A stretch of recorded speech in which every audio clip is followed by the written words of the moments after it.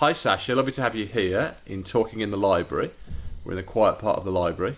It might not be a library, but we'll move on from that. We're here to talk about early attachment today, which is something that you do in psychology. Could you perhaps talk us through what early attachment is and means? So early attachment is sort of the attachment you have to your parents or primary caregiver, and it plays quite an important role in the type of person you'll be when you're older, and it can have quite bad effects if you don't have that attachment when you're younger and sort of in the critical period of the age, like the first 2 years of your life. So this is all the kind of when you're a baby and then a toddler, those kind of things. Yeah. So what happens, what are some of the potential consequences for children that don't have early attachment? Well, there's more of a chance that they're going to become a criminal. Oh gosh. Decreased intelligence is one. Aggression. Children who probably haven't had an attachment tend to be quite aggressive and not sort of the smartest. It can also lead to affectionless psychopathy, which means that they don't feel empathy for others, and it's usually quite a common trait in criminals. Oh gosh, that's all quite negative stuff, isn't Yeah.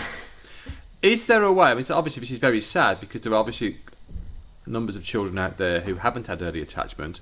What can be done to rectify this so we can have a happy ending? Well, it depends on how long they've been left without an attachment.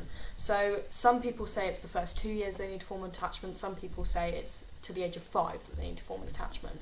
And this could be with a primary caregiver or whether it's their parents or stuff.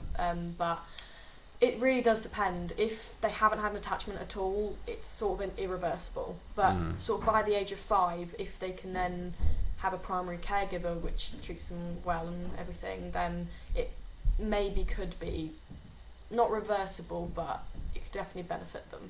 So what we're saying is the work of people like of children's homes, but especially adoption and fostering is really vitally important. Is that what Yeah.